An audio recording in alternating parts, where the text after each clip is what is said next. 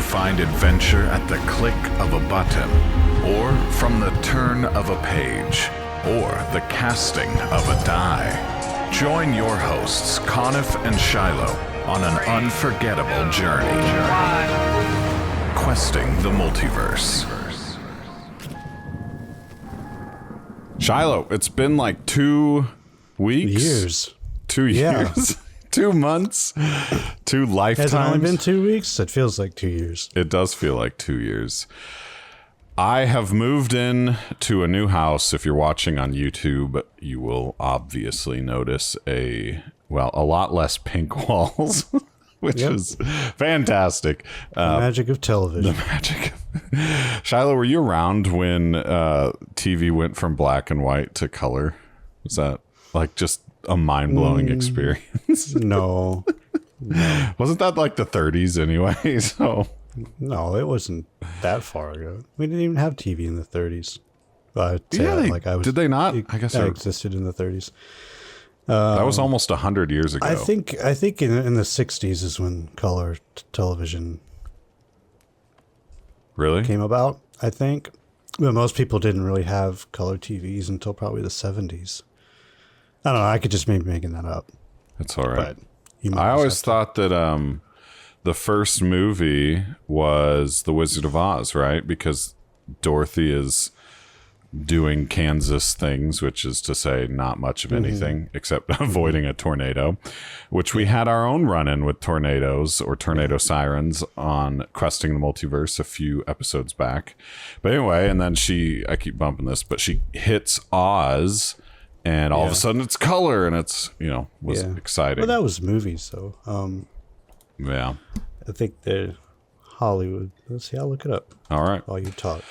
Well, I did want to mention again, moved into a new house. It's been a few weeks. It's been great. 1, being in a new place, but 2, just nice to get unpacked and everything and be mostly done with that. So, did you figure it out? Nice. Yes. It was actually the 50s. Okay. But let's see. Yep. Although limited color broadcast took place during the 1950s, it wasn't until the early 1960s that color TV started to take off. So there you go. So I was partly right. You were, and I was way wrong. It was experimental or very, very costly, probably. Yeah. It was like a cell phone in the 80s, like when they had the... the ones that you like... Yeah, it was a small... a brick? Weapon, yeah. With the antenna you had to pull out. I did have one of those cell phones at one point where you had to pull out the antenna to make a call. What a time to be alive. Mm-hmm. I guess that's... I can't say much because that wasn't too long ago. Well, anyway, listener, here we are at episode 37, and boy, do we have a lot to talk about. Yeah. Aside from moving houses, I've not been up too much, but I have been playing a few games here and there. And then Shiloh is going to talk to us about the final shape. But in the time that we took off, we had the Summer's Game Fest, or Summer Games Fest, the Xbox Showcase 2024. We had the Nintendo Direct, the Sony, State of Sony, whatever they call it. I don't pay too much attention to them. And then we also had the announcement of the next Guild Wars 2 expansion. Mm-hmm. Am I missing anything on the gaming front? I mean, Elden Ring's DLC just dropped, I think, like last week, if you're listening to this on release day. We also, obviously, we've talked about Destiny, so the final shape, we're going to hear about that. We've got Dawn Trail releasing in a few weeks, I think. But there's something that I was going to talk about that I didn't write down because my brain is not fully recovered from moving. That was video game wise. I guess New World Eternum, that was something that we can I think that's part of the announcements for Summer's Games Fest, maybe? I don't know. Yeah, it was announced for Summer's Games Fest. I think it was leaked before that Oh, yeah. By, you guessed it, Sony. So, of course, yeah. always Sony's fault. So anyway, there's a ton to talk about video game wise. And I was talking to our dear friend Tempest, I believe it was, about just the concept of it being very much a year of DLC, which is something you kind of coined. And I think that we're going to kind of see a bit of that, or maybe not DLC as much as like continuations of games and sagas and stuff. Certainly with Xbox Showcase, there's a few that I want to mention. But before we get into all of that, because that's the focus of this episode, we got to catch up on all the gaming stuff, because it was exciting. And I think both you and I going into the summer, I know we mentioned this at least at one point in May, that there's not much to kind of look forward to in gaming. And maybe that's a bit of a relief, honestly, considering what last year's end of the year looked like. With that said, I mean, you kind of look at it from the perspective of, okay, I have to manage my sort of hedonistic, addictive behavior and just play the stuff I've already got.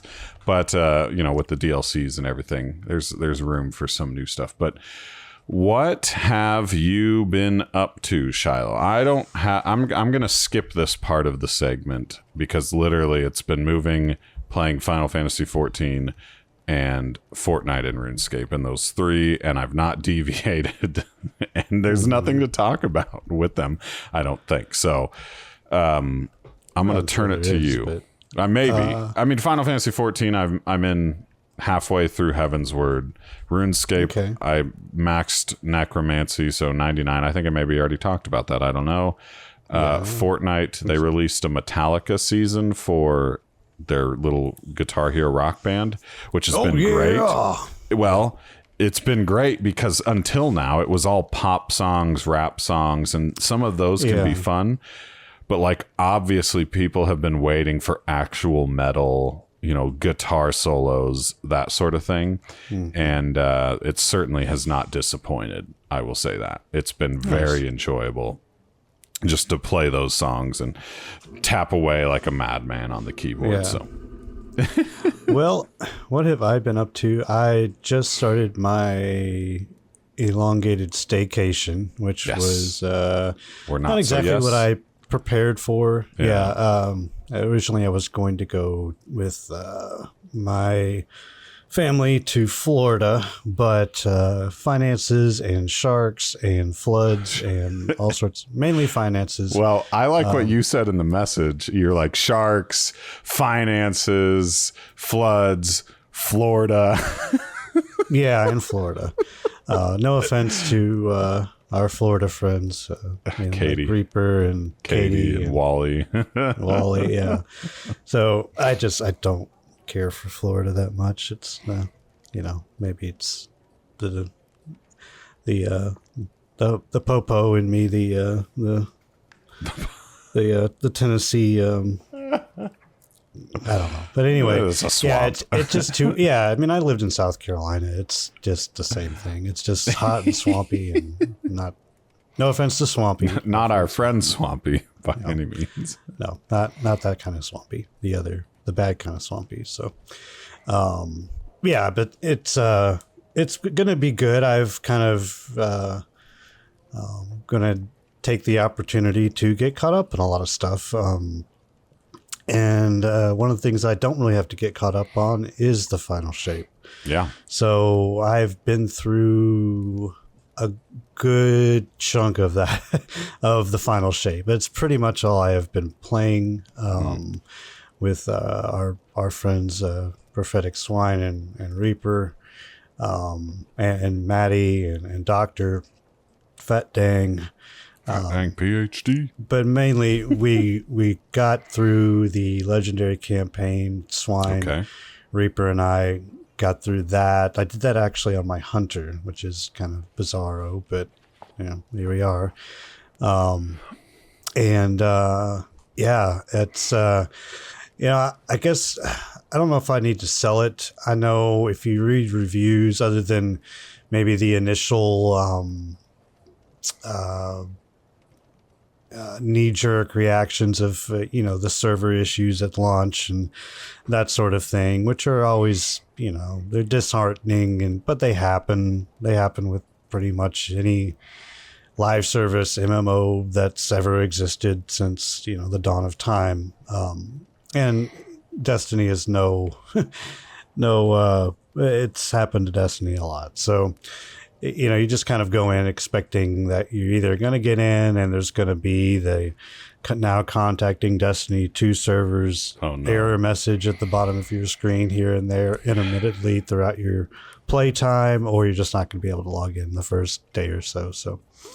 But I did, and we were able to get some stuff done. It was some buggy, and it's what you would expect, I suppose, even from the launch. But all of that aside, and I think a lot of reviewers, I know there's several podcasters, and even our Paul Tassi is giving it a 10 out of 10. A lot of people, even I think Bife, who we mentioned on our Destiny 2 episodes, the great lore master, I guess you would call him, himself, is probably deemed it the greatest Destiny expansion ever. So it's definitely up there with, the pinnacle of Destiny 1 would be the Taken King, I guess you could say, and then the pinnacle of Destiny 2 would be Forsaken, or some people would throw the Witch Queen in there. But I think it elevates itself far above both of those. And even the Taken King, which is a while ago, and I did play through that. Although I didn't play through it when it was released, I played through it post-mortem, but did get to play through the Taken King. And it's pretty excellent. It kind of, I don't know how they managed to pull it off, but it probably just delays and a lot of pressure and just trying to get everything right, and they did. That's good. But the cutscenes are amazing. They kind of breathe a lot of new life into the Destiny community and Destiny as a whole.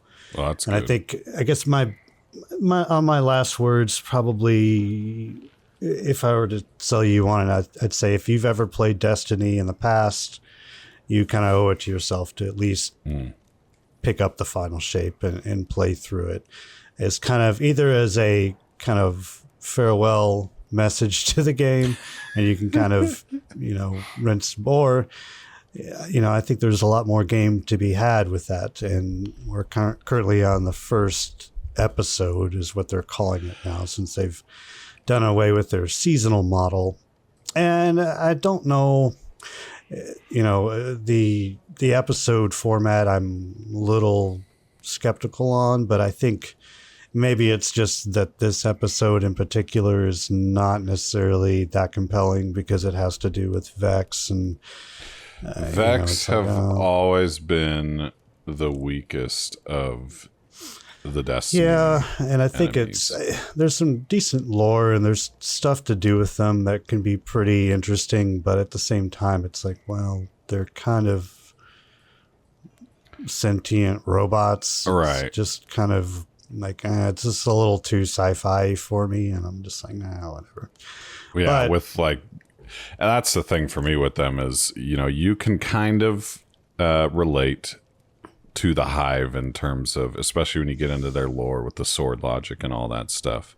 Yeah. The Cabal are, a little more like, okay, like that's militaristic, like I get that. And then the Elixir, you're like, okay, you really feel the humanity towards them and what they went through. But the Vex are just like this, logical, zero emotion, like there's no humanity found in them that you can really stretch. So yeah, I agree.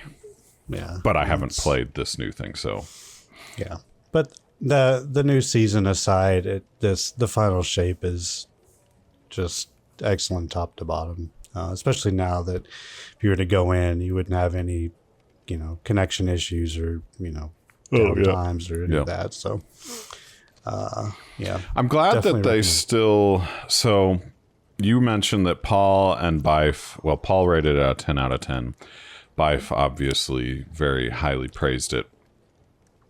I'm glad that they did so because Jedi Survivor got a ton of hate, a ton of review bombing because of stability and performance issues. Yeah. And I get it. That's part of the whole package. I mean, but in Destiny 2's case, it's you're looking at a live service game. So there's always going to be those issues when you've got millions of people trying to play it at the same time when it first releases. But 2, this is a continuation of a 10-year story, a 10-year effort by Bungie to tell this story. And this is the pinnacle. And so if they nailed that part, then the performance and the connection and the server, all that stuff, that can get worked out. The performance issues of Jedi Survivor have at least gotten a little better. I really loved that game as far as story and setting and everything about it went. But I did crash over 30 times trying to beat it. So that's different. Yeah, I mean, you didn't have any of that with Destiny 2. Right. It was just the connection stuff, which because their servers were overloaded, obviously. Yeah. You had... Yeah, it's just... It is what it is, it just... Yep. It's it's unfortunate, but it just happens, and you just kind of have to wait it out. What if you did, and I'm sure most people did, unless you're just an angry keyboard warrior that just there's many of those has to have things when they want them, when they just the typical. I want an Oompa Loompa now. Yeah, the typical Farouk Assault American. Palette. It's but anyway, all of those things aside, it's highly recommended from me, from probably a lot of people. I know it might be up there, and this isn't necessarily just a Destiny fanboy, which I am to some extent. At the same time, a lot of Destiny quote unquote fanboys give the game a break, leave it alone for a while, come back. It's just it's a beloved IP, but at the same time, it's one of those games. It's not a love-hate relationship, but it's a love. And okay, well, let me go love something else for a while, because because you have hard to love right now. You have to give it that they made the game to be your lifestyle game, and sometimes you just want something else for a bit. But when you're really feeling Destiny and you're really digging the lore, the combat, the challenge of these raids and whatever else, it is sublime as far as those experience goes with friends. So and a lot of the challenge for the legendary mode was on. It was some of the, especially the last fight, was particularly just but it wasn't like Lightfall's legendary campaign, where the last fight was just, it was, I don't know, I'm trying not to cuss, but it was a it was a work of frustration manifested. It was just it was terrible, and the only way around it for a lot of people was just big cheese. You just hid behind a stairwell and shot at Callus's foot. Spoiler alert, but that's how you got through it. At least that's how we got through it. But yeah, it was doable. It was fun. It was just a lot of things. Nathan Fillion was on point. Yeah, as Cade coming back. How was the new Zavala actor? without spoilers? Good. There were times when you couldn't really tell whether it was Lance or I forget his name. Yeah, I'm afraid I don't know it either. I don't know. He did a great job. I think he's done work. He might have done work on Halo. I can't remember. But yeah, and then there were times when, and it was a good chunk of the story centered around Zavala. So this guy had to kind of bring it. And he did. That's good. Which was a good homage to Lance then. Yeah. So it was just all in all, it was just excellent. Great story, great voice acting. The cutscenes were, I don't know, because Destiny cutscenes have always been okay. Nothing like, theatrical. But these felt theatrical. Like there were times in the cutscenes where it was almost like an avant-garde movie. It was just amazing. So yeah, it's just, and we haven't done the raid. We did get the three of us got the exotic Gavostov, which is the first gun you pick up in both Destiny 1 and Destiny 2. I'm glad they finally made an exotic version of that. I always said, Newbie and I always said they should have done that. And they here did, we are. and it's amazing. It's nothing crazy, but it's just got a 7th bullet perk, where every 7th bullet from it's an auto rifle, so you get a lot of 7th bullets, but it ricochets. And then every time you pick up an orb of light, you can kind of bump up to an Eyes Up Guardian perk, and that just ramps up the damage on it. It's got Shoot to Loot on it too, which for in-game content is nice because you can shoot little orbs of power if you can't necessarily get to them because there's a barrier champion or an unstoppable champion coming down at you. So yeah, it's a great auto rifle. But yeah, we've done a lot. We got the class items, the exotic class item. Reaper and I did that, and then went through with Swine. We finally figured out how to clear that place. So nice. It's just been a lot of fun to kind of go through and play that. But that's pretty much what I've been up to. So let's talk about Summer Game Fest. So that's the big news. But no one cares about my Destiny 2 sales pitch. But yes, let's talk about Summer Games Fest. We'll start with Summer Games Fest. There's a game from Sony and a game from Nintendo that I at least want to mention.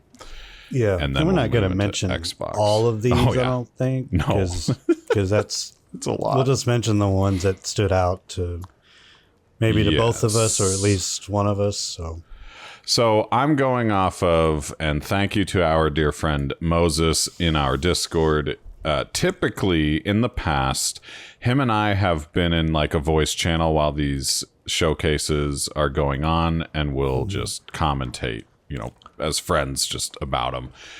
He did that. I was too busy moving and other stuff, but he did a text version of that in our video game channel. And so that is what I am using as my recap, because he puts a little blurb about each of them in there, or at least most of them, the ones that need one. I'm pulling this up too. So. Okay. Yeah. Thank you, Moses, by the way. Yes. So we're going to, at June 7th, 2024, when he asks me if I was watching, we'll start there and go down. I, in fact, was, but so another thing to note is typically these shows are 30 minutes to 60 minutes, and that's usually what you get. I would say probably usually around 60 minutes, excluding the Game Awards, but like these showcases. But this one was 2 hours. And so I did watch the first hour of it, and then I had to go do something with dinner, the new house, whatever. So I did watch at least some of it, but it was long. And I don't know that there's a ton that I'm interested in.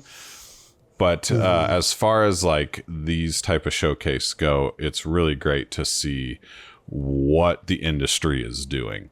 So if we start at the top, now he kind of mentions a few of these out of order, because the very first thing they did show was Lego Horizon Adventure. Excuse me.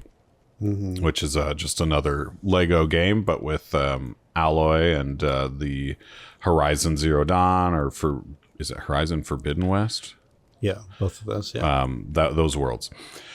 But he does mention here Civilization 7, which is a big deal for all of our Civilization friends, that, you know, people that love those type of 4X games, Tempest being one of them.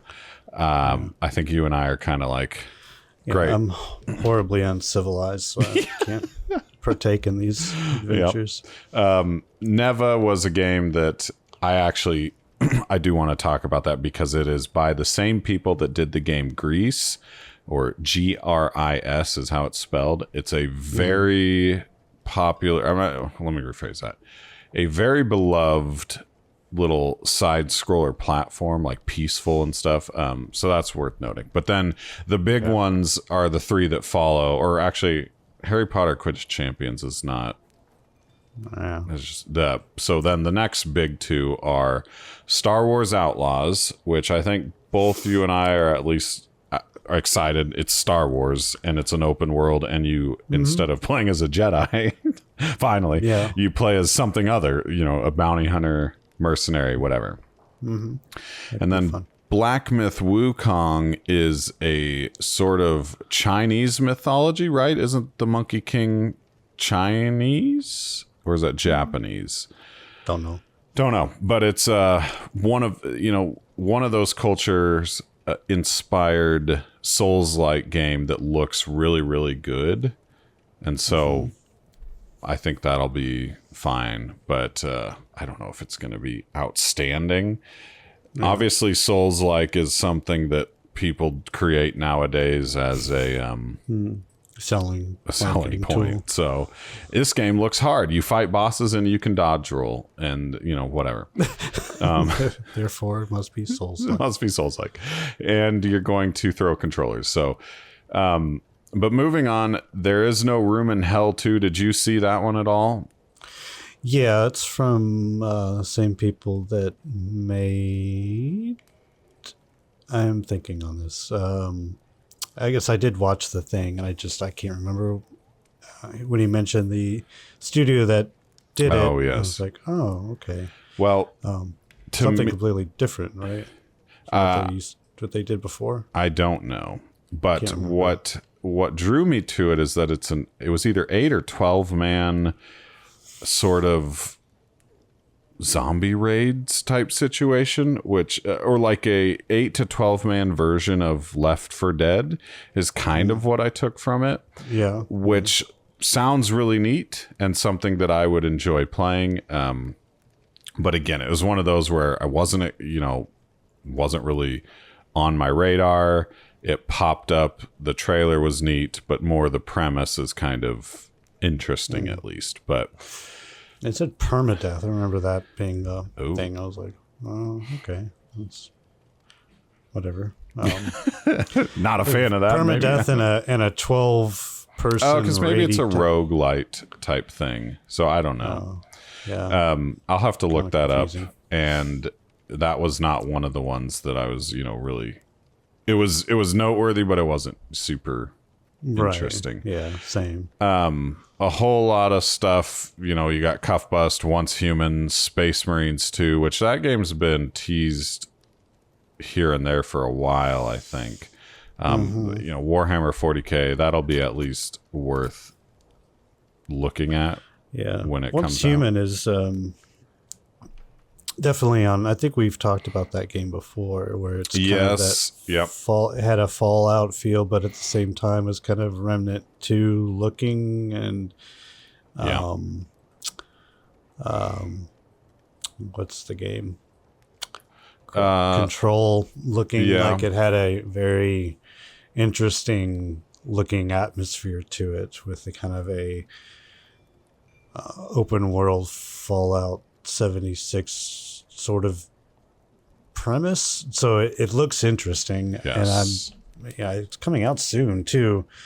So that's something that I might kind of keep the finger on the pulse of, because it does kind of interest me. Yeah. see how it goes along and see how it plays out. Yep. There was Metaphor Fantasia or something, which is by the Persona people. I've never played Persona, so yeah, whatever.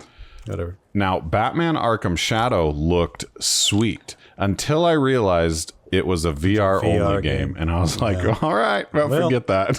Nope.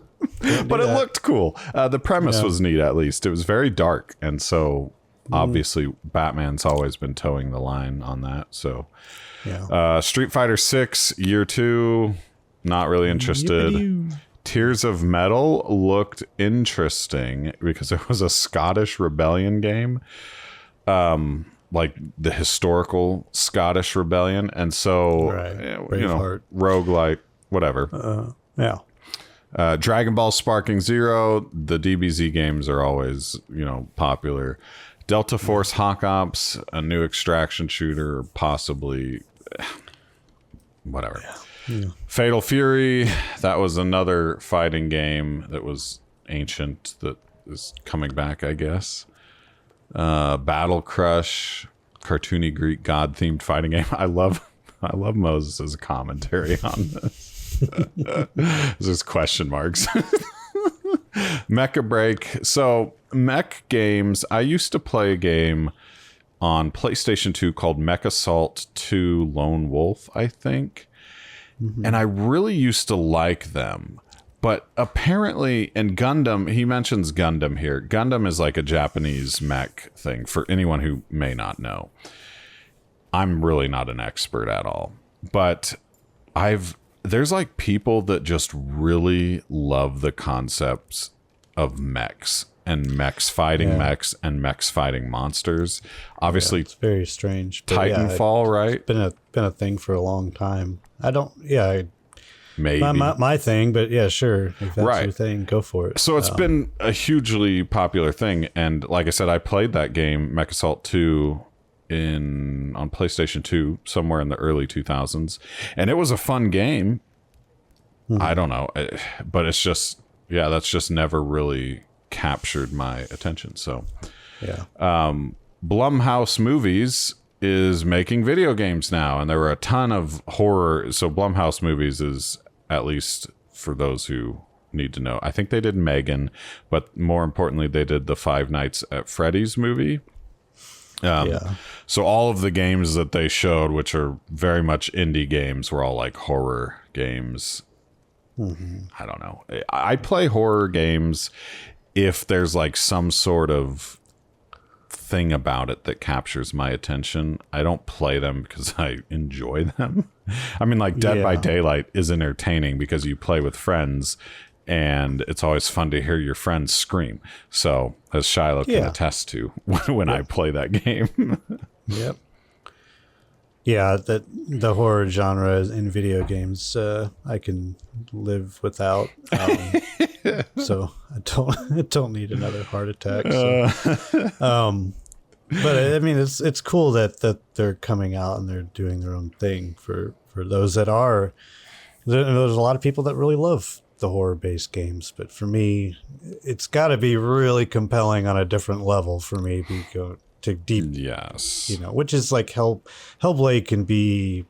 It's like, well, is that a horror game? I don't think so. It's not. Doesn't really feel. But something like Metro. 2023, something Exodus, that has a story. Or Control could maybe flirt with that. Control, you could kind of flirt with it a little bit. And something like maybe Alan Wake. I think I would really enjoy that type of thing. I'm like, okay. I've heard the second one definitely leans into the horror element a lot. So. The first one did a lot, but the second one I'm sure does too. It's but those types of games I can get it with. And even there, you could say that something like BioShock even was technically maybe an adventure. Yeah. There's a bit of horror elements. There's a little bit of horror. Thriller is probably closer. Yeah, more like thriller. So I teeter on the edge. I tiptoe in the waters of the horror genre, and that's about as far as my big toe in the shallow end of the pool. It's about as far as I go. So, Moving what else do on, we have here? we've got the Mighty Morphin Power Rangers, Rita's Rewinds, an SNES style game. Dear Really and looking forward to boy, that. I wanted to. The only reason I'm mentioning this is because of Moses's little write up here, which is cartoony story about a boy and a deer he found after the deer's mother died. Someone commented, "Deer Last of Us," and yeah, it kind of looks like that. LOL. So maybe it's when Bambi grows up and finds this boy. I don't know.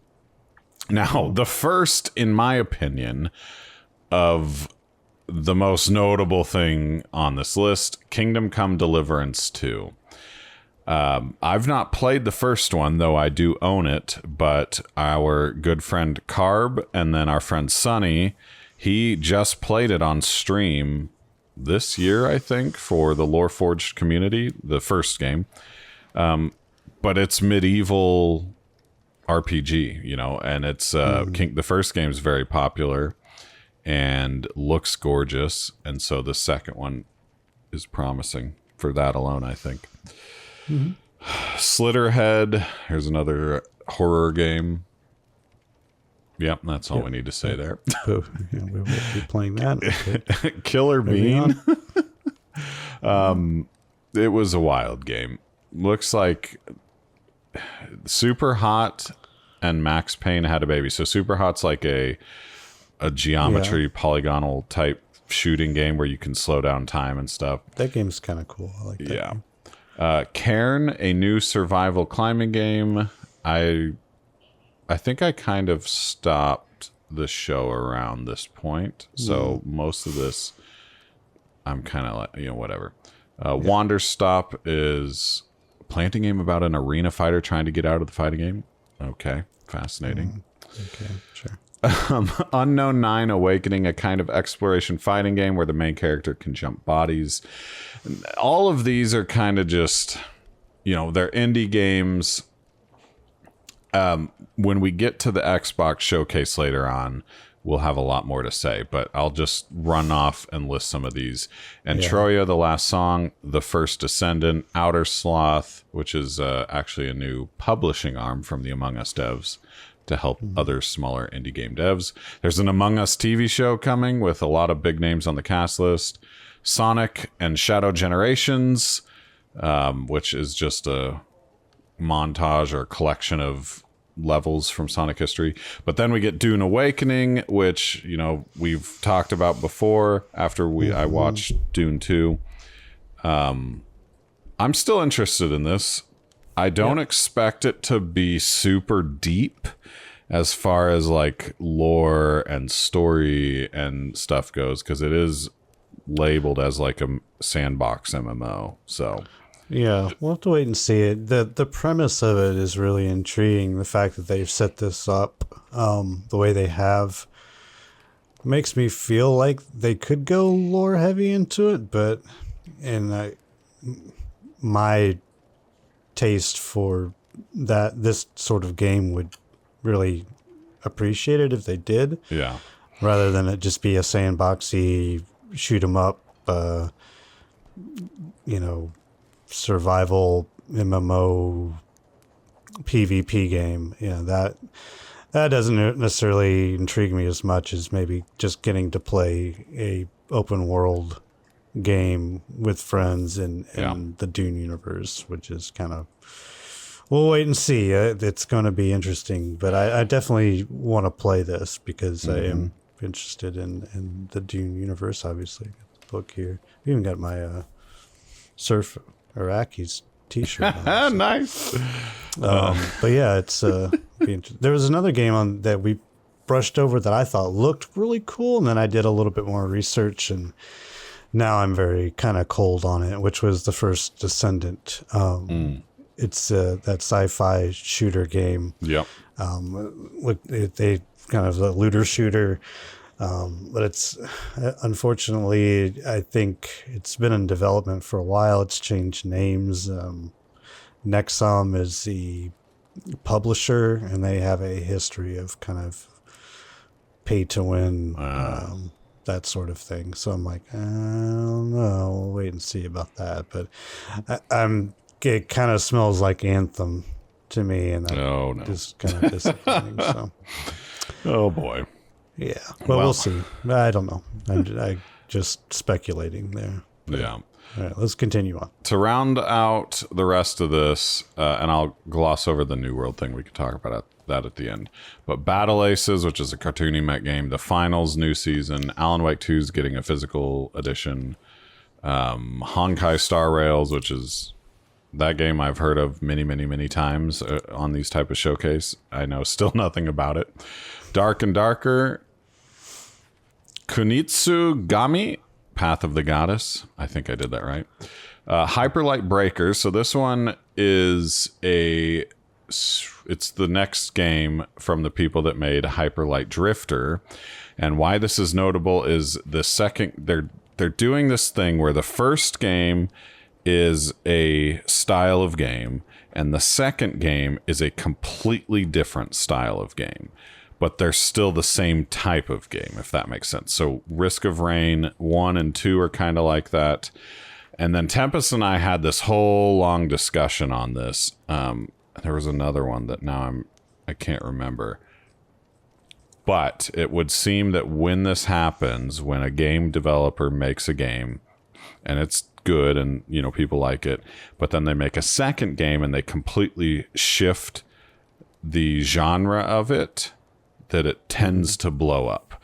Again, there was another example and I can't remember it. Tempest will remind me. But Risk of Rain to Risk of Rain 2 is key. And anyway, the Hyperlight Breaker kind of looks like Risk of Rain. So Remnant. Yeah, but wasn't Remnant 1? Oh, no, it was Helldivers. That was the other one. Helldivers 1 is a top-down, you know. Yeah, right. So Remnant 1, I think, was still pretty similar, right? Yeah, it's very similar, yeah. Yeah. There's a new skate game coming, a PAL World update, Valorant on console. So, New World Eternum. We did a few episodes on New World. You were getting into it for a bit. I tried. And what is one thing we said at that time, Shiloh? Do you remember? I mean, it's going to come to console. Yes. And a lot of people have known this and speculated about it. We said that's what would save the game. Or not that it necessarily needed saving, but what would rejuvenate the game. Yeah, I guess depends on who you ask. Yeah, and I know that there's been a lot of, and I haven't really followed. In fact, I meant to follow through with, because I still get New World feeds and stuff on my feed. So information on my stories and stuff on my feed. But I haven't really followed through to check and see what the pulse is for the New World community. I don't know if they're just outraged that it's coming to console and that it may or not be crossplay. I don't know all the details of it. Yeah.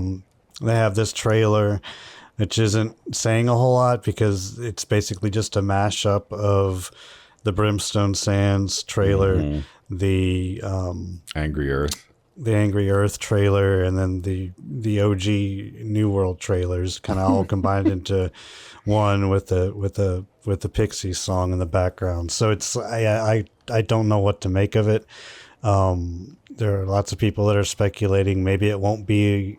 They're gonna have to strip it down for consoles to do, maybe not have a fully open world. I don't know like what's going on with it, but yeah.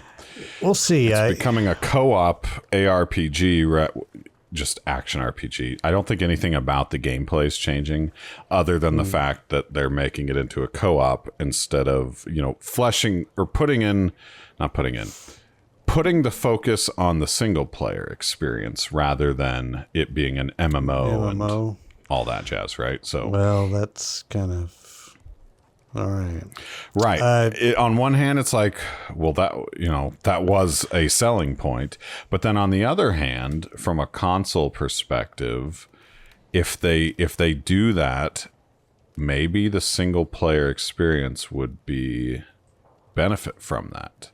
You know, I don't know. It kind of depends on how they change some things, because like, how do you work in the, like home ownership, or how do you work in the taxing in the towns being owned by companies, or and it kind of takes away from some of the best, what I think is probably the best gathering. Sure, you get the benefits of being able to craft and do your own gear. Yeah. But to what end? Like, if there's no open market, if there's no, it's like, well. So maybe that's goes not that the case. part of the game, Yeah. I don't know. We'll wait and see. I'm definitely not going to re-buy it on the Xbox. So, no. But if there is crossplay, and which I don't know, I have to look into it to see if that is going to be a thing. I think it might be, but that doesn't seem like it would. It wouldn't be, because if it's that element, I guess you would have to buy it on PC to be able to crossplay. If it's something completely different, it's going to be the new game. I think it's the new game is turning into this.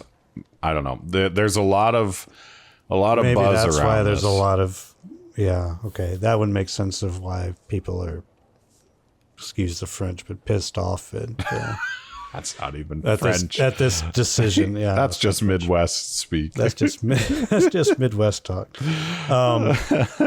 So yeah, because I don't play anymore. But if someone wanted to, if a good friend wanted to be like, hey, I want to play New World, if enough people were on board with it, I'd be all right. Well, I'll get back into New World. That's fine. Yeah. In this case scenario, I'm like, I don't know. Like, maybe if they made more dungeons and you could kind of play in the world and play with your buddies and do dungeon crawling, maybe that would be enticing. But I don't know. What if it was like Borderlands, where it's kind of open and you can have? That's kind of what it sounds like to me. Yeah. Or Guild Wars 1. Yeah. Or Destiny. Yeah. But I don't know what would be the hub. So yeah, there's a lot of discussion on this. I will say, personally, I don't really feel a call to go back to that game, even after this announcement. I will be curious to see what happens with this, because if they make it more single player friendly, maybe that could be something that would be like, okay, if I want to go experience this, it's a little easier to get back into than it used to be. But this must if it's successful, this will obviously be it's kind of the prototype for the Lord of the Rings MMO that they're making. Yeah. Which if they could nail this down, at least in their new worldy stratosphere, to where even if the story is not great and because it's new world and blah blah blah, but if they can at least nail this type of thing where it's a co-op RPG that you can play with friends and do that sort of thing, if they can nail that down, then maybe the switch over to doing it with Lord of the Rings with a much better IP and story and characters, and hopefully they can do all of that, then that's promising, I suppose, in a different not necessarily for me to go back to New World to play this type of game again in a tournament, but to do it in a different light with Lord of the Rings, that could be promising, I think. Yeah. But, so we'll see. Time will tell. Time will tell. All right. That's Summer Games Fest. All in all, yeah. Well, it makes sense. So aside from Sony and Nintendo, when we get to the Xbox Game Showcase, we'll be like, yeah, that's why, because all the bangers, all the individual publishing arms we're holding on to for their own showcase, so... Because how many of these would have been announced? And Nintendo never joins those things. So that aside. But it's, I don't know. There's a Nintendo game worth mentioning. That's Legend of Zelda Echoes of Wisdom. And the reason for that is because you finally play as Zelda.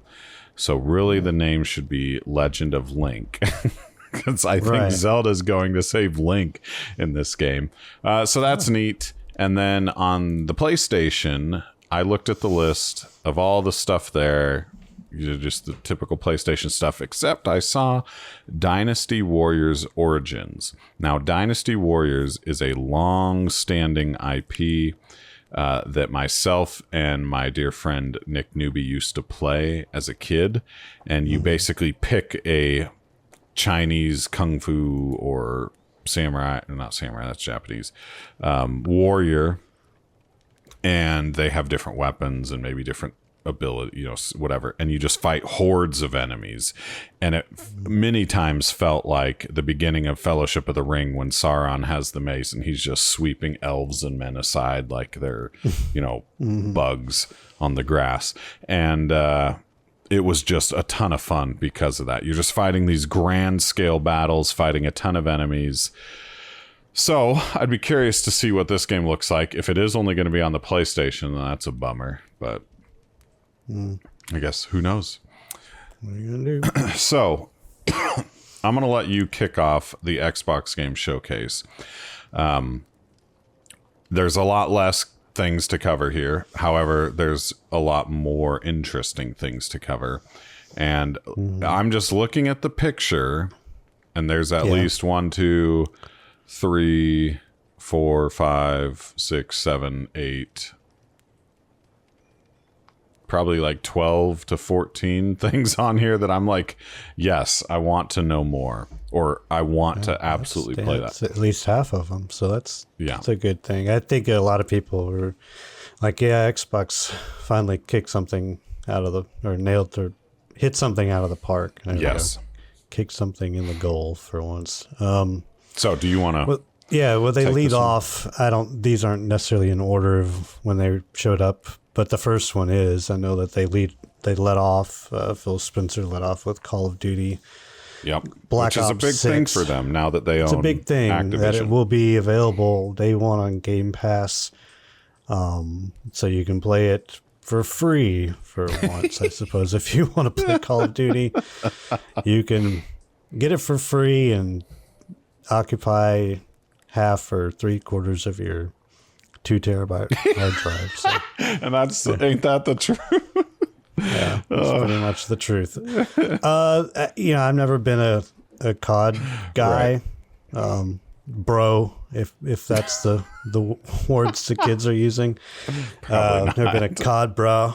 But yeah, it looked good. I guess it looks like it's in the looks like a Call of Duty. The Bush Clinton years. That's my take on it. So, early 90s, late 90s, that sort of thing. Guessing. This one I kind of just glossed over, honestly. What's that? I glossed over the Call of Duty stuff. Yeah. Because I was like, there's so many more. Well, it's a big selling point for them. It is, so I'm just like, okay, let's just fast forward to this because I know I'm not going to play it. They kind of, I used to play some of these games, first-person shooters with my brother for like the campaign. Oh, yeah. We played through the campaign. It was fun. Yes. And then they kind of quit doing that sort of thing. I guess this looked like it had a campaign in some capacity. So yeah, they always do. I think the last Call of Duty game, the campaign was like 3 hours, and it got just torched by the internet and the video game community because you spent $80 for multiplayer. A 3-hour campaign and a bunch of multiplayer stuff. So hopefully they've learned their lesson here. And that might have been a different studio, so I don't really know. I can't keep up with all the Treyarch and Activision, whatever. So I'm just going to go in order from left to right, from top to bottom. So the next one, this one actually I was pretty excited for because this had been announced years ago, 2 or 3 years ago. And I was like, oh, that looked like it could be fun. Yes. And it's the Indiana Jones Bethesda game. Yep. The Great Circle, which is not a great name, but... No, but it looked like it had a lot of fun premise. Yes. I'm sure it'll be a Bethesda game, so it'll have all sorts of quirkiness about it. But it looked like it was quirky in a good Indiana Jones the true Indiana Jones. I don't think it was Harrison Ford that was voicing it, but if it wasn't, it sounded a lot like him. But it just felt like a movie. It felt like a good Indiana Jones movie, not the past two or whatever. But like a Tomb Raider, but Indiana Jones. Finally. Right? Yeah, that's exactly what I was described it to Reaper as. Like, yeah, it looked like a good Tomb Raider game. Well, I mean, the new Tomb Raider games are good. Right. So, but yeah, Tomb Raider game with Indy. Yeah. So yeah, and I think it could be a lot of fun. It just looked like a good.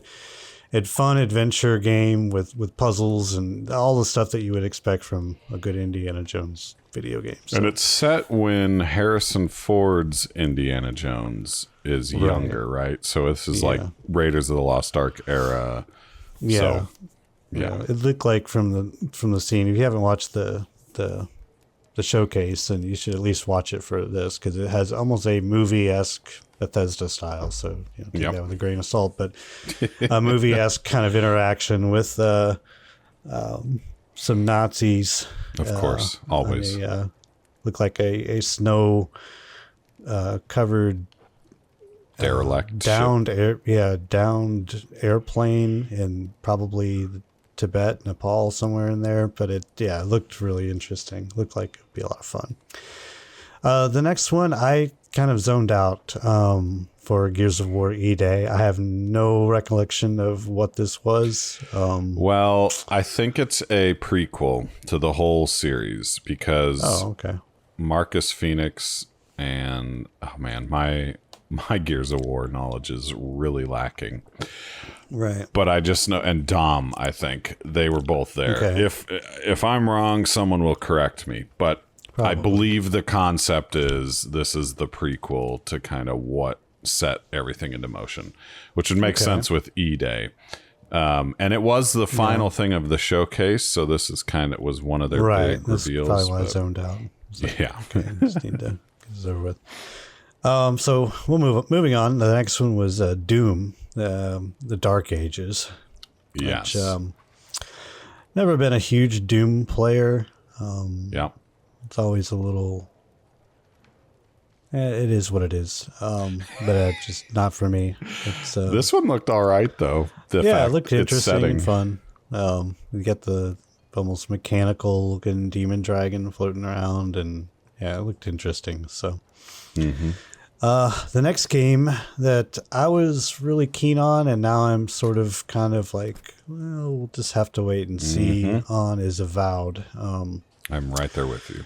So this game is going to be kind of one of those, I'm just going to wait and see how this game gets received before I dive into it. I'm kind of not, I don't know.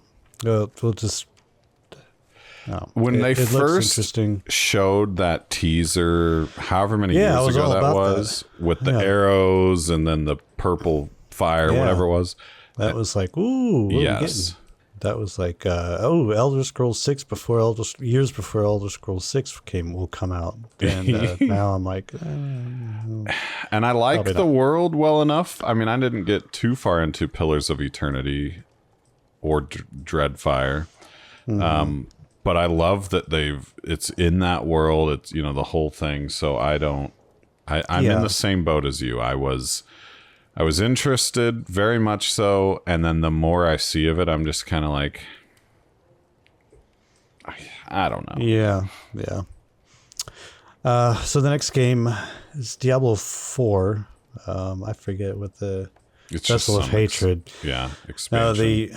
I will give it to Diablo and Blizzard for the the cinematics that Diablo does. For Diablo 4 are incredible. It makes me kind of want to go and reinstall Diablo 4 to play. I don't know if I will, probably not. It almost made you want to do it. If they made a bunch of new classes and stuff, I think I would be a little bit more intrigued. And you just got to hold out for Path of Exile too. I think so. But this did look good. I'll give them that. Next one is for our friend Jeff. Yep. Jeff, this one goes out to you. probably not listening, but if you are, hope you appreciated my Casey Canum. Casey, what was his name? I have no idea what you're talking about. It was before my time, probably. Casey Kasem. That's his name. Yeah, it was a top 40 guy that did a radio show. Anyway, Flight Simulator 2024. I have no idea. I didn't watch any of this. It's a big deal, apparently. I can't do flight sims. It's like pilot. A huge amount of hard drive space. There's actual so you could install Call of Duty 6 and Flight Simulators. And that's all you might you run got. into an issue. You might have to just do one. Yeah, you can only choose one of those two. Yeah, you can only install one, so you got to pick your poison carefully. So yeah, I guess this is a big deal for Flight Sims fans out there. Yep. Always generally is. So there you go. And the next one I still have no idea why this was on. I thought they were about to tell us that the War Within I was was getting going to be excited, on and then console. I just realized it was just a spot. Yeah. For the War Within. So World of Warcraft had a thing just because they're owned by Microsoft now, I guess. I think this one was more story driven though, so we got a little more of the who's behind this. Yeah, it did have a little bit of a backstory. So maybe that kind of was give you the thing. whole history of WoW in a split second. So, Yep. and the next one kind of surprised me. I agree. I still don't know exactly what this is, and it doesn't really align with anything that I had heard for Dragon Age. So Dragon Age: The Veilguard. I had thought that the next version of Dragon Age was going to be entitled something completely different than this. I don't know what this exactly is. It looked a little cartoony, and I'm really kind of wondering what this is all about. If this is the new iteration of Dragon Age. Yes. Okay, sure, that's fine. I was just confused. It just didn't look anything like a previous Dragon Age game. Nope. And it's more action combat. So think like The Witcher or stuff I don't like know. that, I guess. Because Dragon Age, it definitely fell into that odd. If there was any game that was anywhere close to what Baldur's Gate 3 is in its current iteration, Yep. it would have been Dragon Age. And from Origins to Inquisition or Dragon Age 1, 2, and 3, whatever they are. Those games are probably the closest thing because they had that almost well, actually, I think one of them might have been a little bit of a deterrent or a little variation from the kind of the ARPG model. Or CRPG. CRPG, yeah. CRPG. But so it didn't necessarily have a turn-based combat, but you could pause Dragon Age and kind of align your guys and have them do things, and it was very tactical. This I don't know. I don't know what they're going to do with this. I don't know if I'm concerned or if I'm excited. I don't know. I'm confused. So we'll just leave it at that. I will say It left me very confused. I am more interested in that Dragon Age: The Veilguard than I am Avowed, which is saying something. Yeah. I don't know. Considering you haven't played any of the No, I Dragon Age own games. Origins and Inquisition, and I still haven't played them. So good games. yeah. So I don't know. We'll have to wait and see. This game actually kind of took me by surprise. Well, I guess not really, because that Assassin's Creed is going to show up in some form or fashion. Mm-hmm. I had one of these things that they release one every year. Pretty much. Yeah.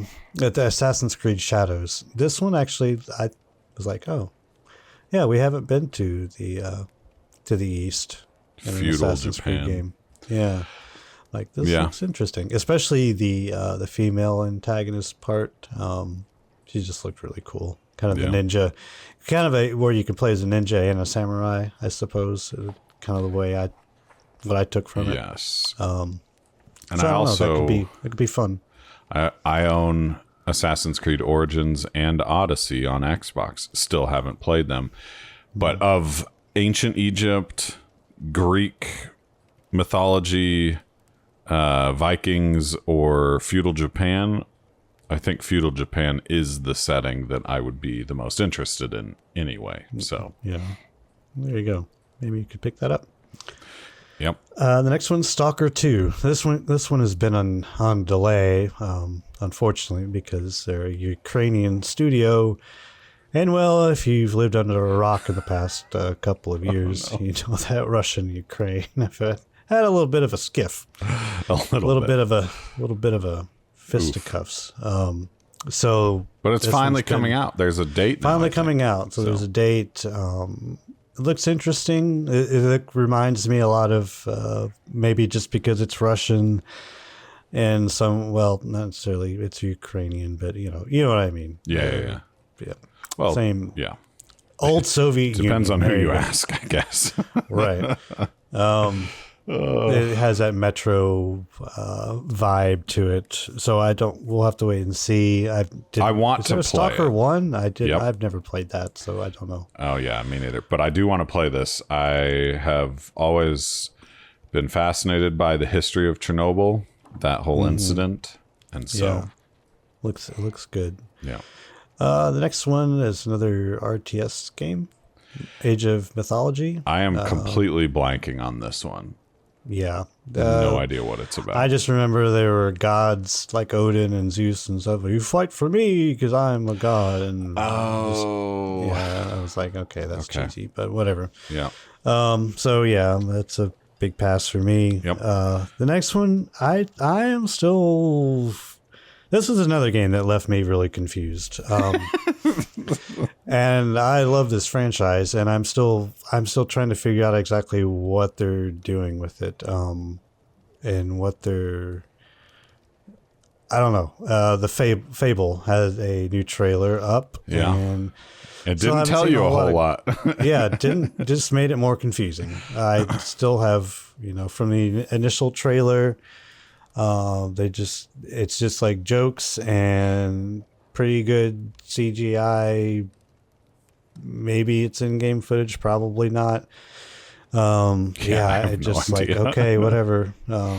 Just show us some gameplay or just tell me what the game is. I still don't know. Like they was like, oh, you're the great, the greatest hero of, I can't remember the name of the world that Fable's based off of, but whatever. Yeah, I got nothing. Then there's a female antagonist, and she's. I don't know. I don't really understand exactly where the game is going, but It's Fable? yeah. I mean, I'll interesting. probably play it. I guess Mixtape is the next game. I like mixtapes. I used to make them a lot. I don't really know what this game is like. I don't either. And what's funny about this is I'm watching this part of the showcase, and I was like, this is giving me huge Life is Strange vibes, which Right. Yeah, I did remember that. we might get to later. But so I was like, this looks interesting. I like the concept. It's got a lot of that good, like, late 80s, 90s music, the non-hair metal music. Right. So I still don't know really what it is, but Yeah. I'm down to try it. So Yeah, I think it's we'll Game see. Pass day one. Why So not? Perfect Dark. So this game has been in development, redevelopment for a while. And Many it moons. looks interesting. It looks good. yeah, I don't know if I'll play it, but I never sure. played the others, the original ones. No, I didn't either. Missed out on that.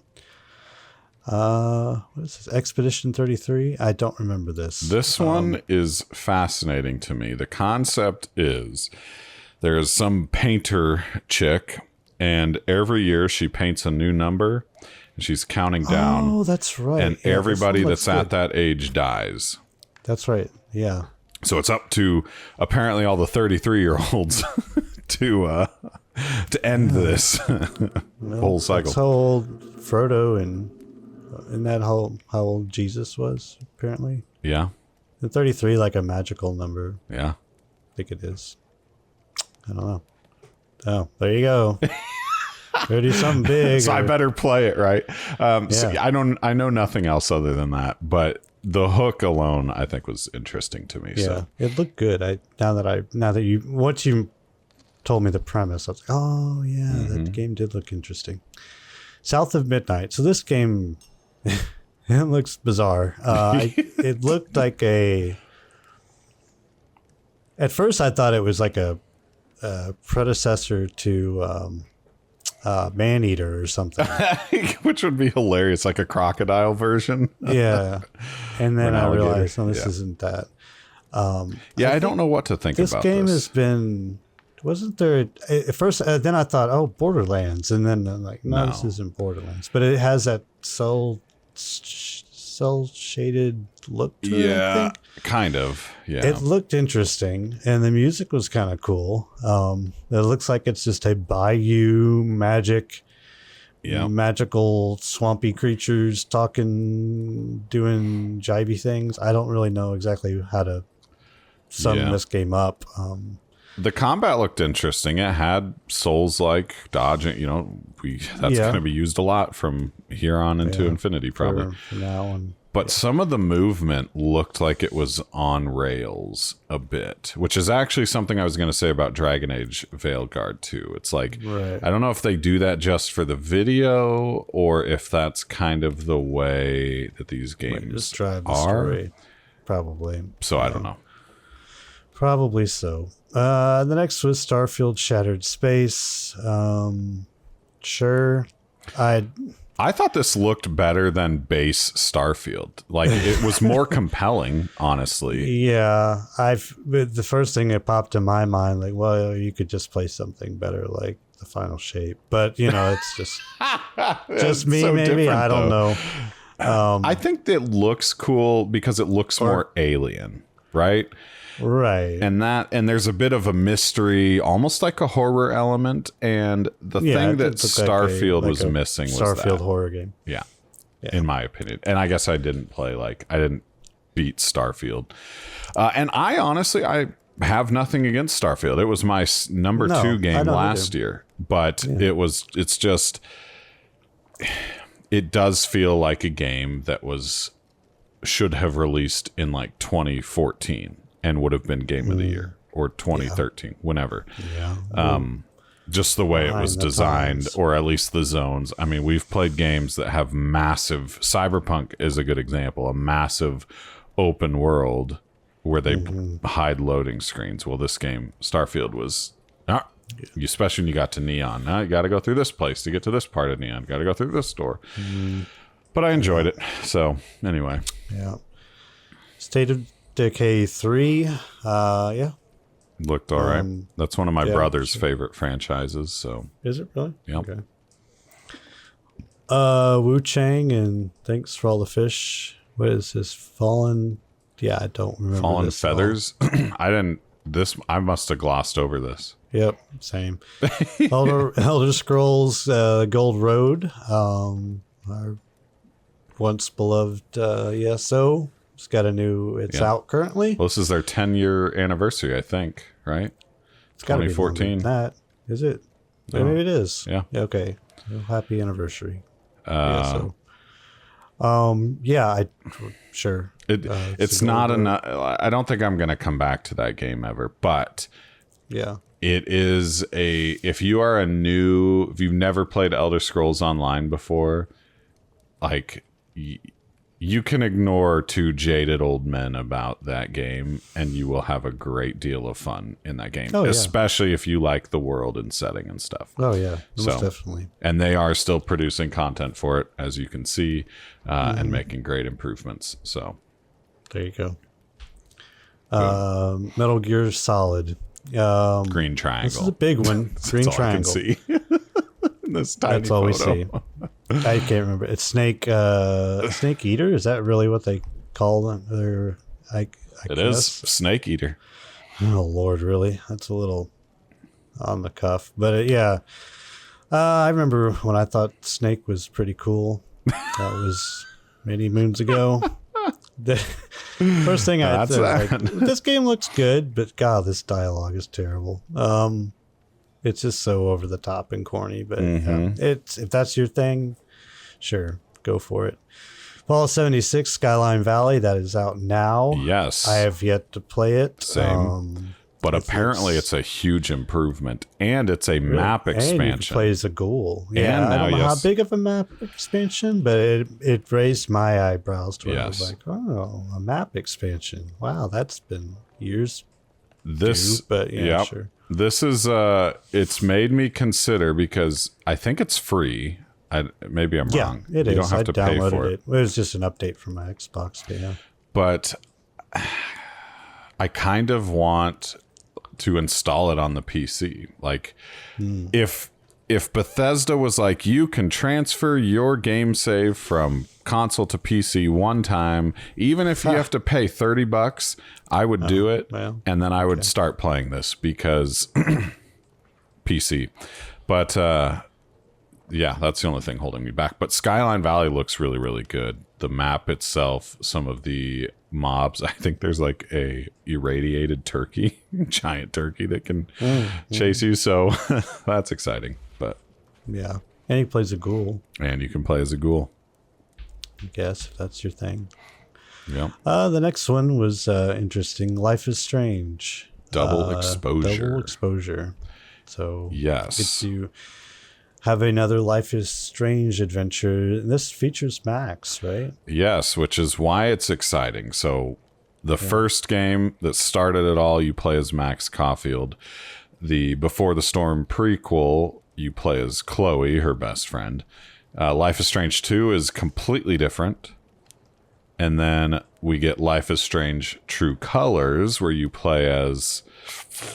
I don't remember, because Steph was the most important person in that expansion, who is from the prequel of... And if you play Steph's bonus story of True Colors, it really ties together the events of Life is Strange 1 with True Colors. I love True Colors, personally. Yeah, it was fun.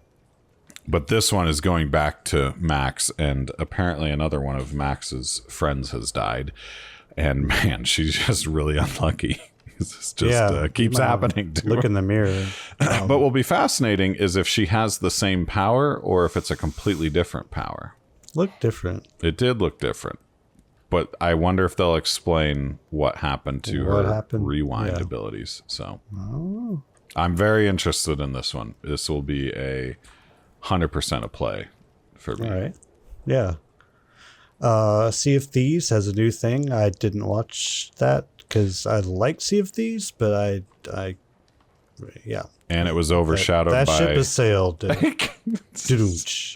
It was overshadowed by the Life is Strange thing and the game that you're going to say next, because I was very interested in this one. Oh, yeah. Just the premise. Well, because it's like a Fallout BioShock, right? Yeah, Atom Fall. Yep. Yeah, I don't... You'll have to... Or maybe I'll have to just go back and rewatch. Yeah, go watch it, part. because I don't recall a lot of it, just that it nailed that feel. of a Fallout Maybe I mixed missed with that. BioShock, mixed with what was the Russian BioShock that released? Oh, Atomic Heart. Atomic Heart. The Russians. Everything's BioShock. So Yeah. The next one's Flintlock, which comes out soon. I like the fact that you have a little fox-looking gaudy friend that follows you. Kind of merge with to do things. It's by the people that made a game called Ashes? No. Crud. I can't remember the name of that game. I'll look it up on the phone. You can look it up. While you mention it. And I played that game, and it was a lot of fun. It was kind of again, I hate to bring Souls-like, but it did feel a little Souls-likey. I can't remember the name of it. Developed by A44 Games, Kepler Interactive. That doesn't tell me much. I want to say it's Ashes. Maybe not, though. Sifu Scorn. This is published by them, but A44 Games doesn't have a maybe it's page, not them. So. Maybe I'm thinking of something else. All right. Well, anyway, Ashen. There you go. See, I was close. You were close. Oh, I remember that. I never played it though. But that's a New Zealand. It's a New Zealand studio. So there you go. You're fantastic. welcome, Tempest. I'm paying for all of your lifestyle. That's me. Oh goodness. You have me to thank for everything. So this game looks interesting. Yeah. I don't know. Like sometimes the combat looks sometimes the combat looks awesome. Sometimes I'm like, it looks a little clunky. But I'll give it a shot. It does look, and especially if it's on Game Pass, I'm gonna download it. Which is the advantage of this showcase is most of it's this like a lot of these. Pass. I think almost all of them are with free. the exception of Shadows, probably Assassin's Creed Shadows. Yeah, or Diablo. I'm sure that Ubisoft wouldn't. No, Diablo's Game Blizzard's. Pass. So is it now? Oh yeah, it is now. I think. Yep. Maybe. All right. The next one is so little I can barely read. Winterboro looks like a Redwall style the little survival rabbits. game. Yeah. Was that the rabbit one? Yeah. Okay. Well, that Looks all right. I don't know that it's either of our styles of game that we typically No, probably not. play, But I like rabbits. Frag Punk. I like Punk, but I don't know about this game at all. So sure. looked I don't know if you have interesting. anything to add? No, I don't. It was. That's the thing is once the Life is Strange thing This was came kind out, of one of those. This one was the one where you can change the battlefield, and it's like a hero-based shooter. game. Yeah. Yeah, kind of a competitive. Which, as someone who played Overwatch, it looked interesting. I loved Overwatch. What they did with Overwatch 2 is a crime. But this, I guess you activate cards that change the rules of the gameplay, which is fascinating. They had like a big head one and that sort of thing. So it was kind of a a competitive arena based kind of shooter, sort of like Overwatch, but or the finals or something like that. Yes. Mecha Break, Another mech game, probably. I must have taken a Mecha Break because I this one went over my head too, or just don't remember. But that sums up the showcase, and immediately looking at the photo, Indiana Jones. I always say like, oh, those Dooms look cool, but then I never end up playing them, so I'll ignore that. Yeah, I do want to play Avowed just to see. The War Within doesn't really count. Dragon Age Veilguard I'm curious about. Assassin's Creed Shadows, Stalker 2, Fable, Mixtape. I'm kind of maybe on Perfect Dark, but Expedition 33, South of Midnight, Starfield Shattered Space, we're already at 10. And then you've got the Fallout 76, Life is Strange, Atomfall, and then Flintlock, Frag Punt. So 15 or so. Yeah.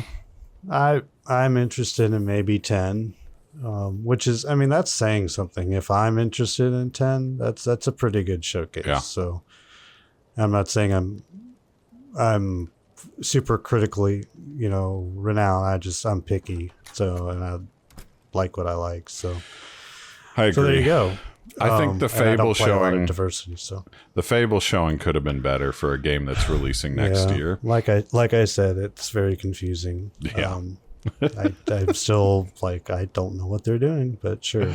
And so I'm just gonna wait and see, footage, in-game footage. Hopefully something about the story, or not necessarily like spoilers, but just give us an idea of what's gonna go down. I don't know. Like it's very all over the map, and I don't really understand what they're doing with it, other than it's just like, oh, it's this Fable, it's gonna be fun. It's like they're like trying to sell you on it without showing you anything of it. It's like most people are already interested. I get that. I know it's going to be a funny, haha funny, but fun adventure RPG, but I already know that. Like, you don't need to sell me on that. Yeah. Like, That's Tell me Fable. Yeah. We know Fable. We want to know what this is. So I feel that. Okay. All right. That's Xbox Game Showcase 2024. That's all the big stuff, with one exception, which we're going to talk about now, which of course was not at any of this stuff because, ArenaNet doesn't believe believe in anything in marketing, apparently. And that is the John Thier, how would you pronounce that? John Thier Wilds. Yeah, I just say Jan Thier Wilds. Yeah. The Guild Wars 2 fall expansion. Big deal. I've got the write-up here. Okay. We've got Into the Wilds, Home Sweet Homestead, Spears, New Weapon for All Professions, Raids and Encounters, Wild War Claws, and Rewards. And I'm going to read them. We're going to say a bit about them and move on to the next one. Obviously, if you have been listening to Questing the Multiverse for any amount of time, Shiloh and I are huge Guild Wars 2 fans. I think for both of us, it's still our number one MMO of all time. Final Fantasy XIV is giving it a good run for its money, at least in the story department. But so much of Guild Wars 2 was my style of game that I'm not sure it'll ever be beaten. So, Into the Wilds. Head north to the wilderness of John Thier in the latest Guild Wars 2 expansion. Recent momentous events have left the denizens of Tyria determined to recover and build a new future together. Knowing that cooperation with neighbors will be crucial to their long-term success, your allies dispatch you to befriend the lowland Coden of John Thier, a dangerous land that was once home to the strange Mersat and their white mantle sycophants in the time of the original Guild Wars. The story you uncover on the Isle of John Thier will play out across 4 major releases, starting with the initial launch of Guild Wars 2 John Thier Wilds on August 20th, 2024. As if we couldn't fit in another thing between Dawn Trail, Guild Wars 2, and then The War Within, here we are. And continuing to introduce content in quarterly releases through the first half of 2025. Each quarter of content also includes feature updates, new challenging group content, combat system updates, and more. So that's the premise. Story-wise, and based on the video, this is very much it looks like the wilds, the forests of Wyoming or Colorado, or maybe like Norway, you could say, but without going like too Viking, right? Oh goodness, don't die, Shiloh. Don't cough your lungs out. Excuse me. Sorry. But the setting looks very like wilderness, Canadian wilderness, maybe would be a better, or Alaskan wilderness. Yeah, it's got a very no crud. I'm immediately drawing a blank on the one of the last zone for Icebridge Saga. I think it was the last zone. Oh, yeah. Wow. Drizzlewood Coast. Off in different. Yes, it looks a lot like that. Actually, parts of it look like the first zone too. It looks like it's kind of in the char, kind of that char between the char and the Norns, that region, that sort of, upper, I can almost consider it, like that whole Wyoming, but also you could also consider like Oregon, Washington. Yeah. Further Canada, Northwest to just the upper west. I don't know. Well, that Timberline, one of the zones in the whole Norn area above the desert was like that, where the bottom half was sort of like the timber forests, and then the northern part had a lot more snow. I really loved that zone. Yeah. But anyway, Guild Wars 2. So, Home Sweet Homestead. Your journeys will lead you to your own homestead, an account-wide personal housing instance for you to develop as you complete its associated mastery. Homesteads present you with an area of land and a permanent structure to cultivate, decorate, and share with your friends.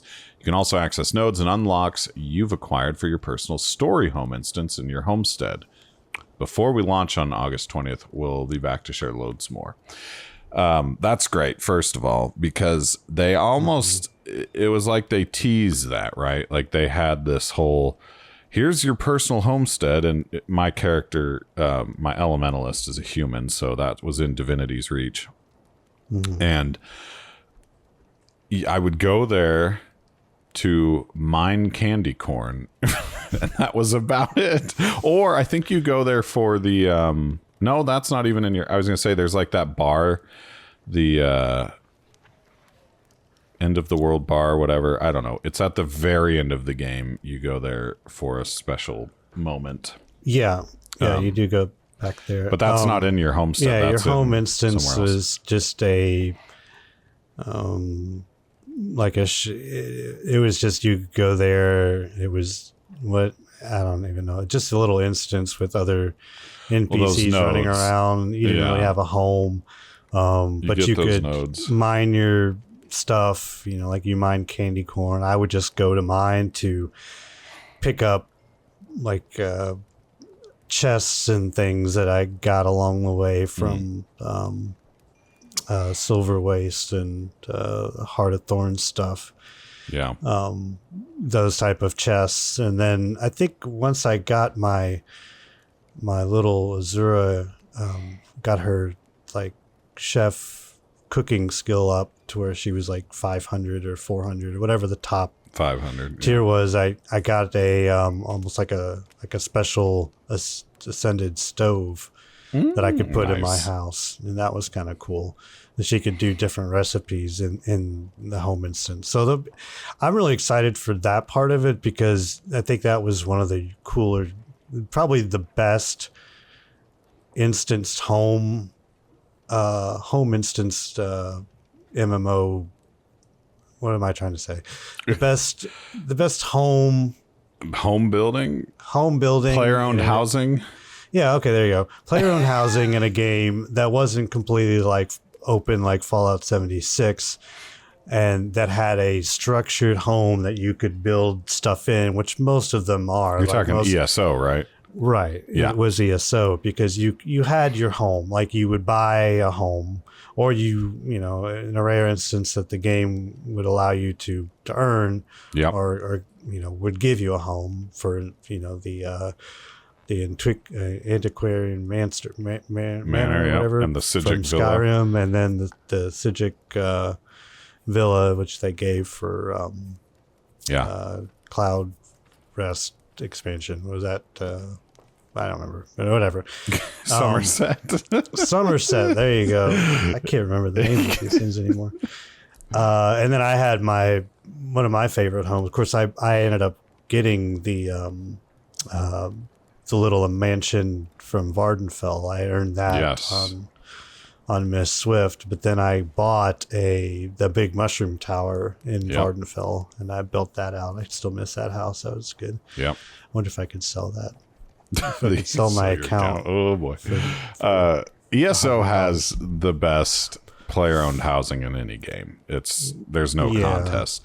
And so if this could be on par with that, I think they could give it a run for its money, because it sounds like they're instituting different new crafting skills as well that will allow you to make and build stuff for your house. Well, of course they are, because it's Guild Wars 2. So and guild halls exist. Fun. Yeah, and so that's why scribes exist, because of guild halls. And I don't think that they're going to go down that route and let scribes craft all the stuff. So it's going to be a different crafting tier from scribes that are going to be.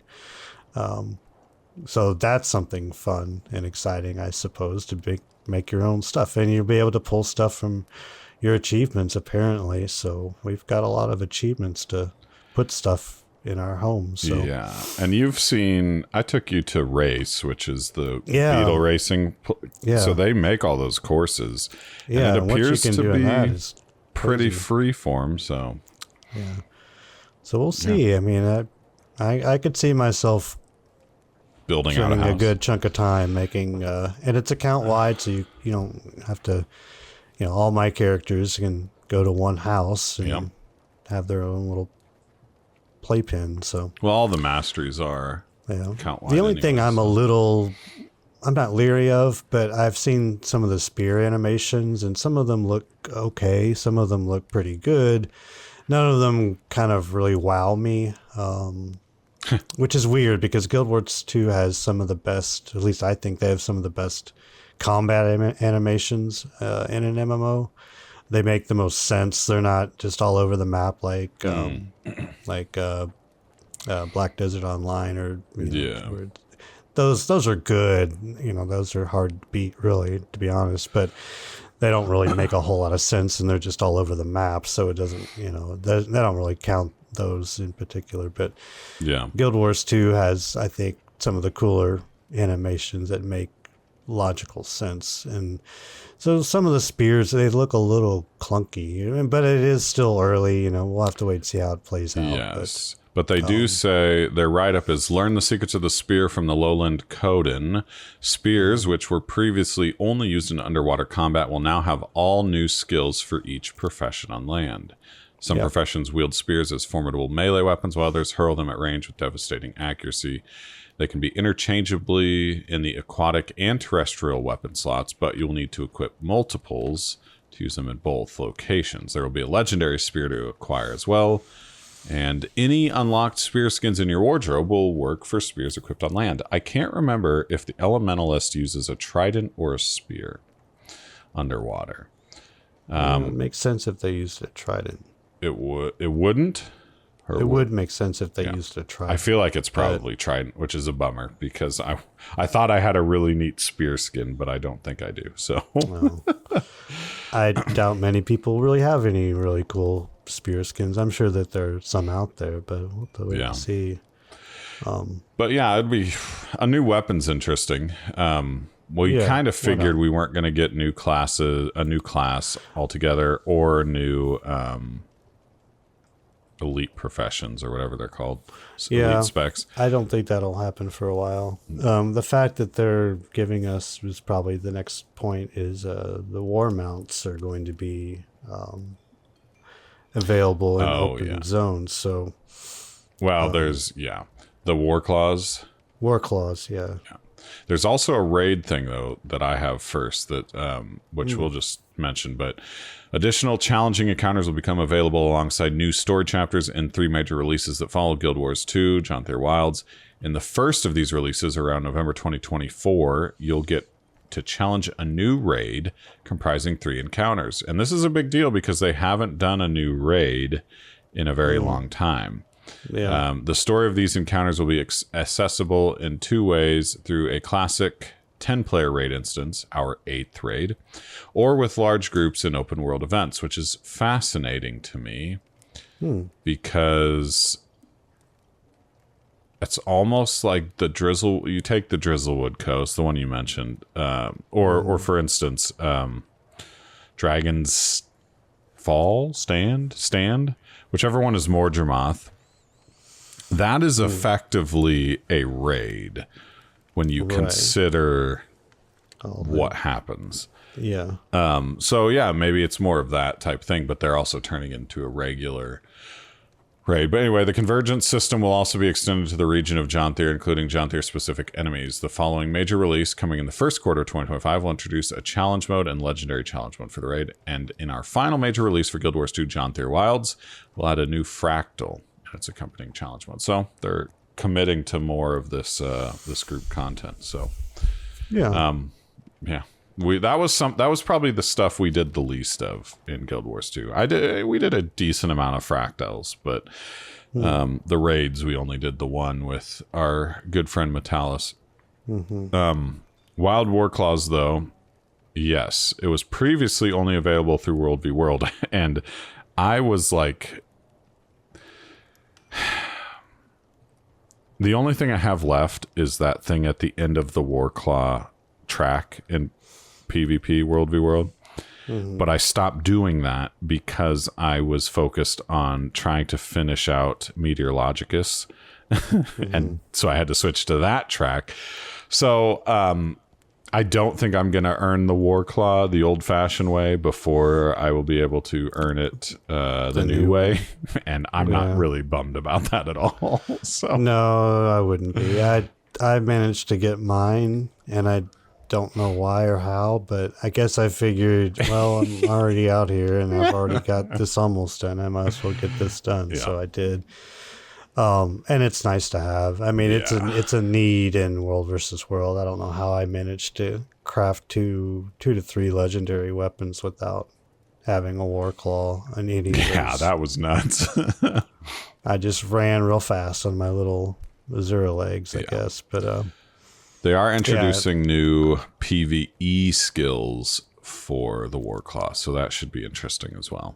oh, okay, that'll be interesting. I know they have a double jump, which will be kind of cool. That should help get up, what they said, get up mountains or something. You know, I'm sure the way Guild Wars 2 mount system works is the different mounts help you get up different environments. So Yeah, but then that's the rabbit's domain.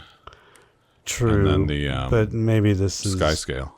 I don't know. Yeah, that makes me go, well, okay, if I can double jump, that's fine, but I can also just fly on a sky scale or soar on a griffin or super hop way up in the air on my bun. But yeah, I don't really understand what makes this different. If it's just a juiced up raptor, like, does that make raptors ancient? Like, I don't. We'll have to wait and see. I don't know how it's going to play out, but Should give a I'll trust them on it because they've done a pretty good job so far. So. Yeah.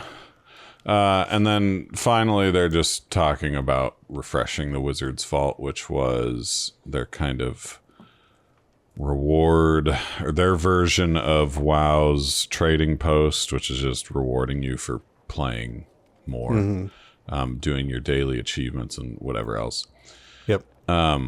Which, whatever. So, all in all, I still have to go through whatever's remains of Secrets of the Obscure. Edith Finch. Yeah, I still need to finish the newest story of the Nias or whatever.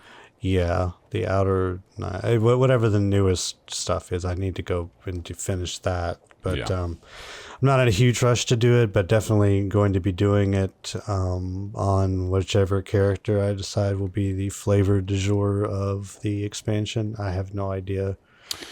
Who knows? That's right. Maybe You I'll do make a a new different one. one. I've run out of classes, so I'll probably just pick a new one or pick an old one and stick with it. Well, meanwhile, I guess my will- Revenant, because I just got my short bow, so that's been my new. That was my new now jam you can before play a spear. I could play a Revenant with a spear and a bow. There you go. Short bow, back bar, spear in the front bar. I will be on my like a Elementalist, my Weaver Elementalist. There you go. That's a brave. Here we are again. And the worst part is I'm going to forget how to play him or play her. So, Yeah, so just make a new tune. I'm just we'll kidding. see. No, just, I do have a Mechanist that's level 80 or there you go. whatever, and a Mesmer. So, Yeah. I'm looking at the leftover of the summer and then the fall, and I'm like, it's the same thing as last year. Yeah, there's going to be it's going to be a log jam there, and I don't really know, because I've already pre-ordered. I may not get Dawn Trail. I've kind of reserved myself to that. I don't know I'm sure eventually I'll jump back into Final Fantasy 14, but for now, I've already pre-ordered War Within, and I can't get a refund for that, so I guess I'm locked into that at some point, but I'm not in a huge rush to do that, so I think Janthier Wilds will be my first probably delve back into the MMO genre, and then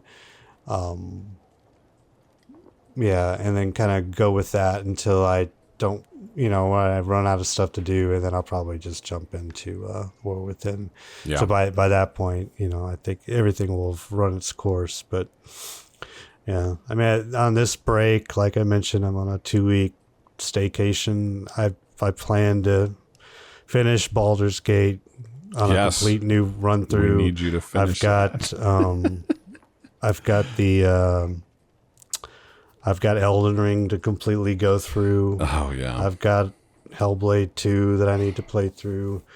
And then I still got to keep up with the Joneses and our buddies in Destiny 2. Yeah. So I've got, and there are some other things I could jump back into. Like I could go back into Guild Wars 2 and finish up some stuff and prep for just Wilds. But I think I'm just going to save it for probably early August or late July or something. So, and I still have another month of Final Fantasy 14. So I don't know. We'll just have to wait and see how all this plays out. But I am committed to do a new playthrough for Elden Ring and Baldur's Gate 3. So those are two not very easy tasks. So I've got a lot of work. Yeah. Well, the BG3 one you should just set on the lowest difficulty so you can just experience. Yeah, the maybe rest just of it. up it to a certain point. Maybe like once I get to the part of the story like Act 3, I can just go back up, but just kind of cruise control up until that point. So we've got a lot to talk about in that game, and whenever you do finish it, we are going back. We're going to do a whole episode about our thoughts on it, just beginning to end. I'm excited to do a completely new playthrough because then I can choose a different party. I can just, the world's my oyster at that point. So yeah, and I love that kind of stuff in a game where if I just like I'm just gonna change it up, and I just change it up.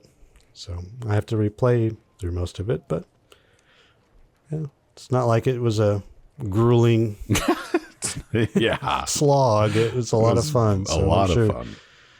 I'm sure I'll have a lot of fun doing it in a completely different manner other than a warlock. So, which is good, but a little boring. So I think I'm going to make it a little bit more interesting this time around. Yeah.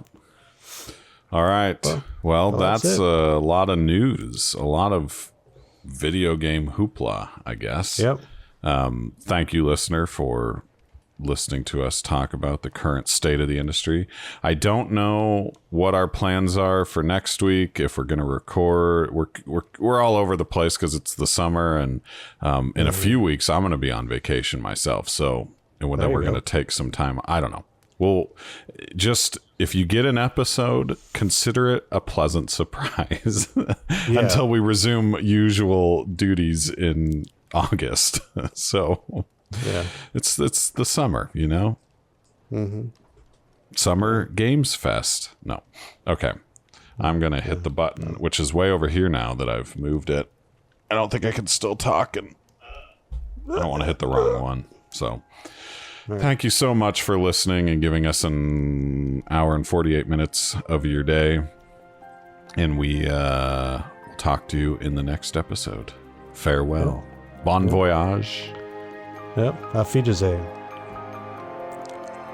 Poetic, as always, Shiloh. Thank you.